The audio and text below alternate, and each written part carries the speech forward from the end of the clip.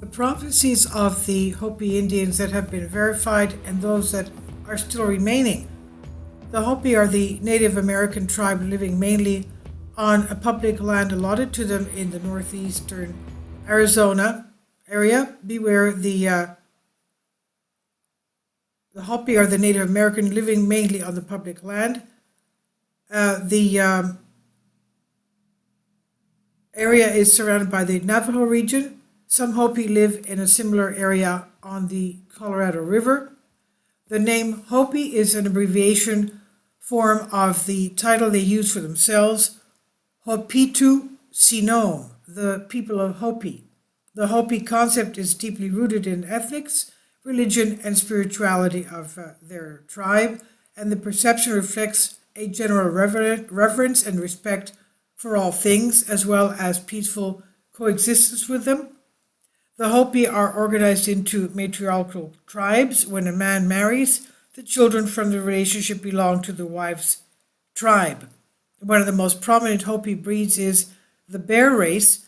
Compared to most redskin breeds in America, the Hopi maintained and continue the traditions of their culture, although they are certainly influenced by the streak of modern civilization.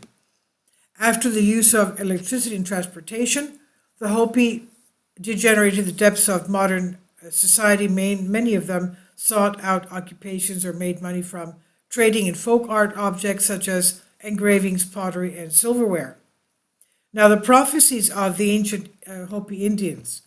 The first prophecy says, "The day will come when white people will come to take our places." And indeed, in the 15th century, that's what happens with the through the people from Europe. The systematic replacement of the Native Americans by Christian Europeans began. The second prophecy, "The day will come when great wheels will cover the place and will be followed by different voices." And indeed, America was covered by a caravan of travelers and immigrants from every corner of the old world seeking to come into this new land.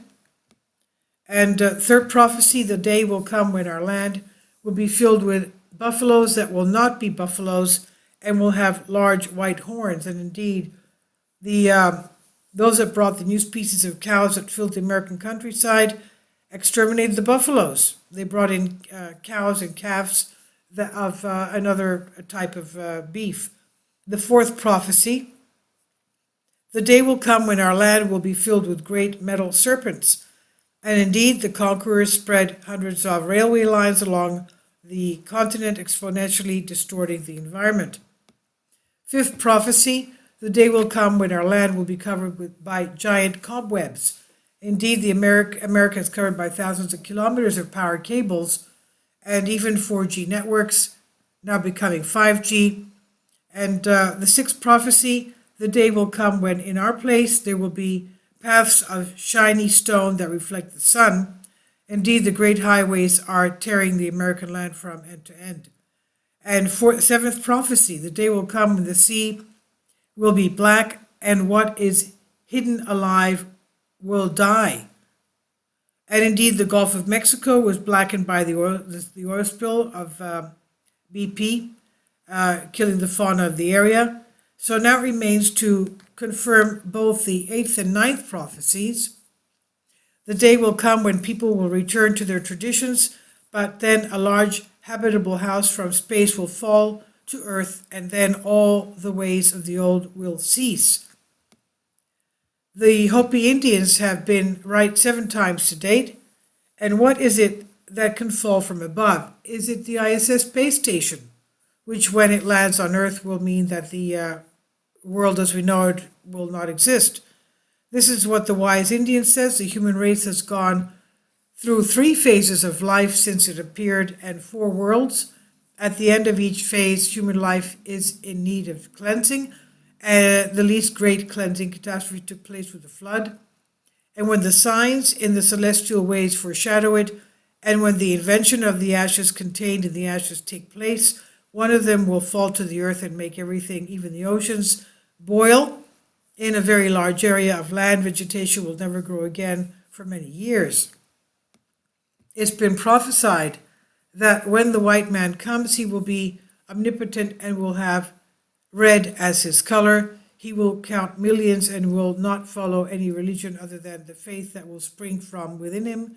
He will bring with him the holy stones, whatever that is. Every power over this world will kneel before him, and he will spread like the old man fast, taking possession of the whole earth. Are we ready in a time of danger? Are we already in a time of danger? The prophecy says that something will soon happen, like that noise when a plane overtakes what you call a sound barrier. Maybe it's an earthquake, maybe a flood, or something like that. Maybe something else, a nuclear explosion, who knows?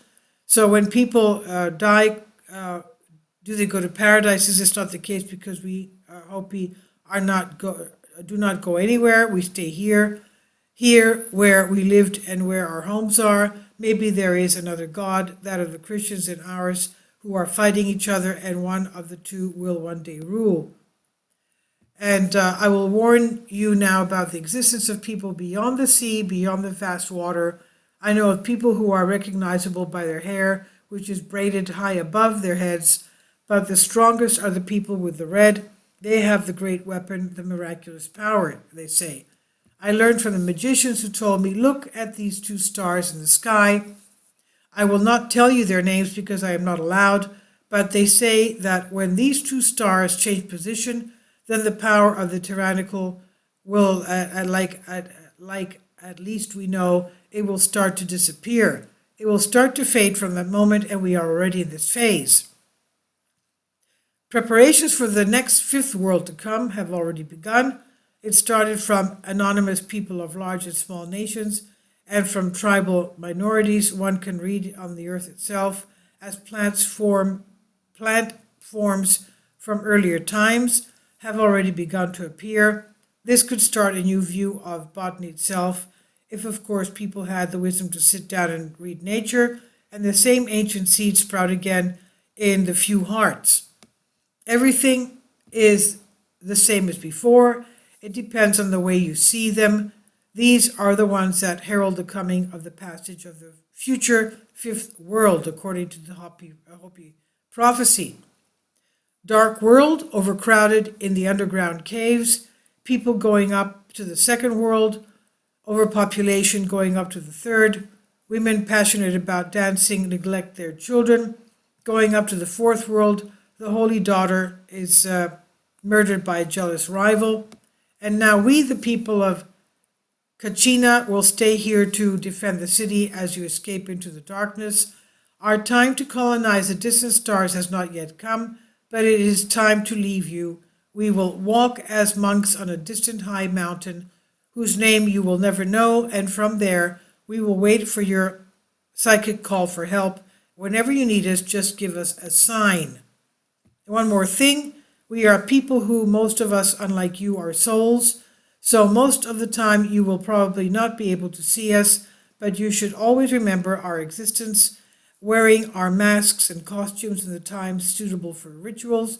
Those who do this will be the only ones who will have the privilege of wisdom and knowledge of all that we have taught you, and then people from you will borrow our name and will be called the KACHINA tribe. Now, however, it is dark and the time has come. Do it quickly. Now, in the Hopi dialect, the Koyaanisqatsi, Life Without Balance, the first part of the trilogy produced by Francis Ford Coppola, shot from 1975 to 1982, directed by American director Godfrey Reggio, caused a great sensation. The concept of the proposal was simple but unprecedented in the cinematic data until then. It's an experimental documentary about a hypothesis or a narrative. For his visual part, he had a storm of rural landscapes, or images from life in urban centers, alternating with snapshots from daily lives of anonymous people. There's no dialogue, narration, and actors. The tone of each part of the film is determined by the combination of images and music. I've translated this for you from a Greek article. Please leave your comment, and thank you for your support. Kindly support my Patreon account. The daily posts are 5 videos daily, and they are totally different from what I have on my YouTube channel. Thank you so much for your support and that you find all my content so interesting. You'll find the Patreon account details in the description box below.